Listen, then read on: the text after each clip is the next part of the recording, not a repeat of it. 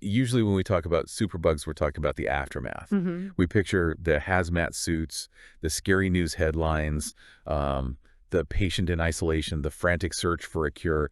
It's always a disaster movie script. It is. But today, we're flipping that script completely. We're looking at the source material titled Protocols for the Laboratory Detection of MRSA. And honestly, it reads less like a medical textbook and more like a Cold War spy manual. It really does, because when you strip away all the clinical drama, the fever, the infection-detecting methicillin-resistant Staphylococcus aureus, or MRSA, is essentially a microscopic counterintelligence operation. Right. It's a game of cat and mouse. That's exactly the vibe I got reading this. Yes. You have the bacteria trying to hide its weapons, you have these decoy genes, and you have lab protocols that are just designed to corner the suspect. Exactly. Our mission today is to walk you through exactly how that detective work happens.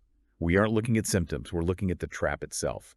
How do we actually catch it? And it is a sophisticated trap. It has to be, because the bacteria is constantly trying to outsmart us. The protocols we're looking at broke down into, 3 distinct layers of surveillance.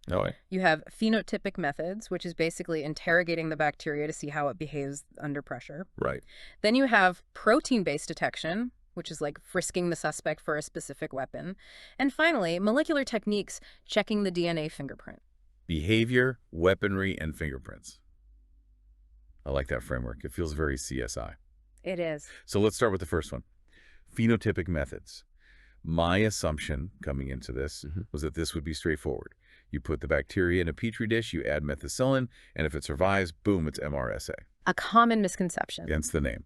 But the protocols say that's actually the wrong way to do it. It is the wrong way, and that's a really good point to start on. If you look at the guidelines, labs rarely, if ever, use methicillin to test for methicillin resistance anymore. Which is so ironic. It is, but there's a good reason.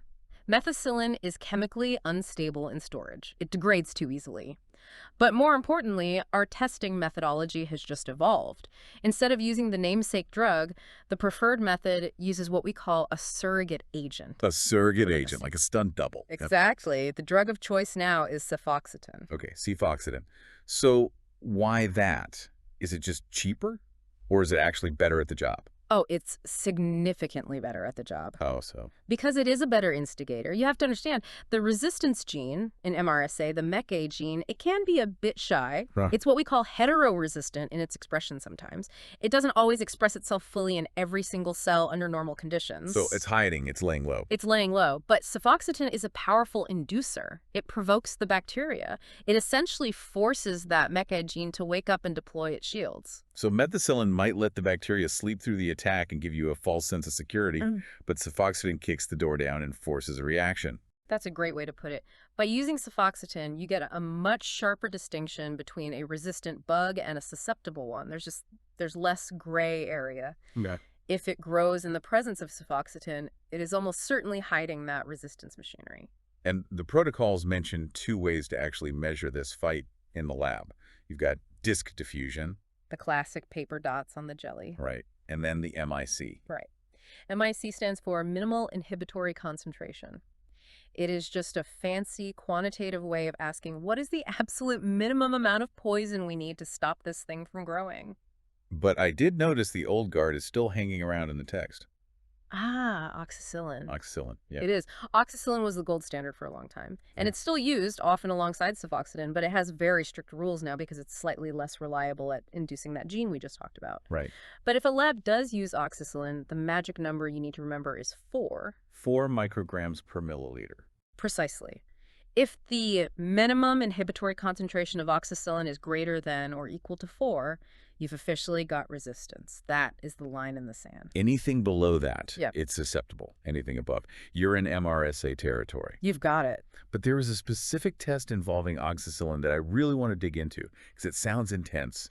I circled it and read my notes. The oxacillin salt agar test. Yes. This sounds like we're trying to cure a ham, not grow a culture. Why are we salting the bacteria? It's not far off from curing ham, actually. It's a screening test. You take the standard nutrient jelly Mueller-Henn and agar, and you spike it. Okay. You add 6 micrograms of oxacillin, which is already a hostile amount of antibiotic, and then you dump in 4% sodium chloride. Salt.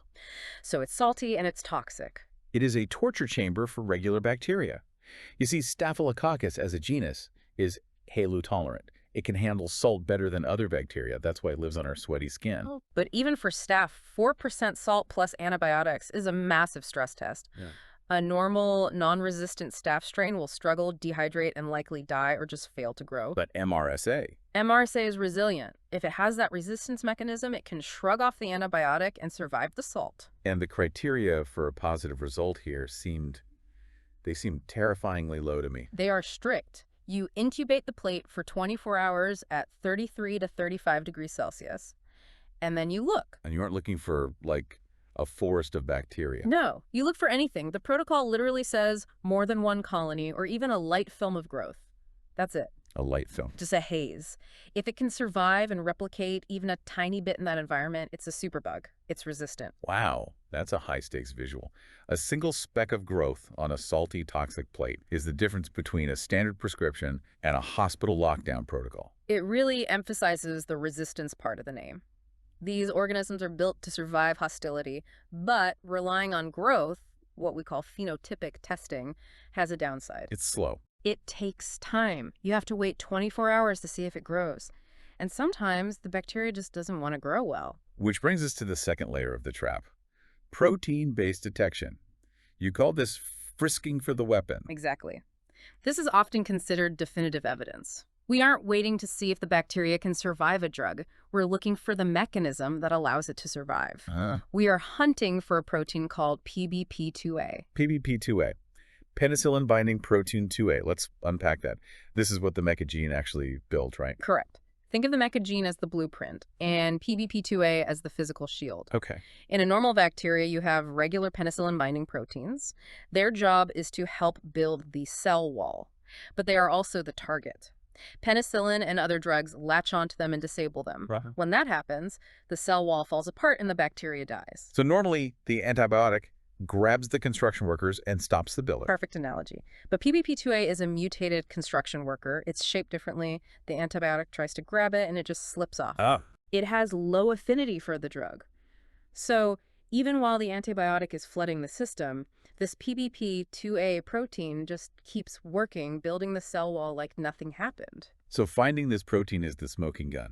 It is, and the beauty of protein detection, using tests like latex agglutination, which can give you a result in minutes, is not just the speed, it's the utility.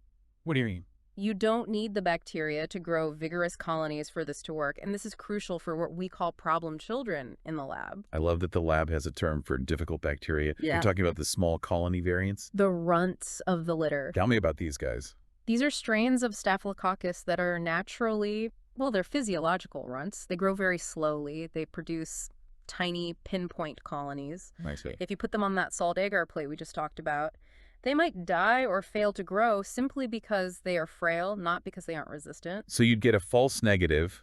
The bug is MRSA, but it's too lazy to prove it in the growth test. Right. We might think, oh, it didn't grow, it's susceptible, but actually it's just slow. But here's the thing. Even a lazy bug has to build its cell walls. Okay. It still has the PBP2A protein. So if you use the protein test, the frisk, you catch the ones that slip through the phenotypic cracks. You find the weapon even if the suspect is sleeping.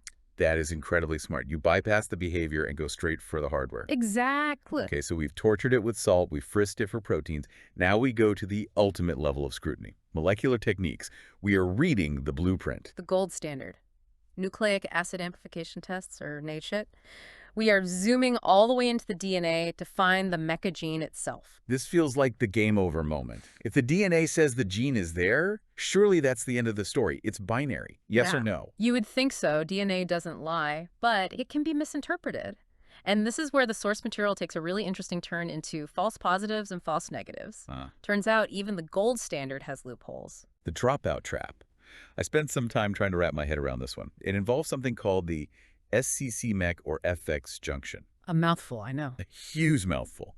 But let me see if I got the concept right. It's about where the test looks, right? Yes, precisely. So imagine a house.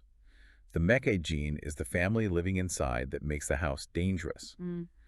Some rapid DNA tests don't actually go inside and look for the family. They just look to see if the mailbox is there.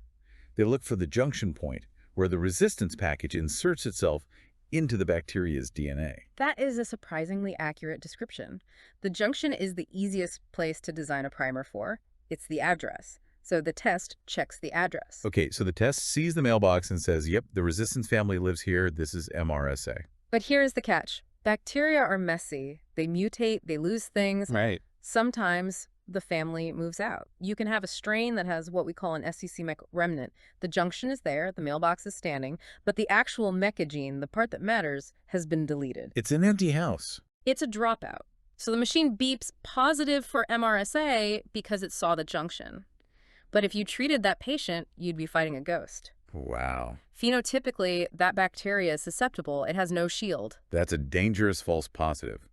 You're treating a patient with heavy-duty toxic drugs for a superbug they don't actually have. Exactly. You're nuking a regular staph infection. Which is bad antibiotic stewardship and bad for the patient, which is why confirmation is so key. You can't just trust the mailbox.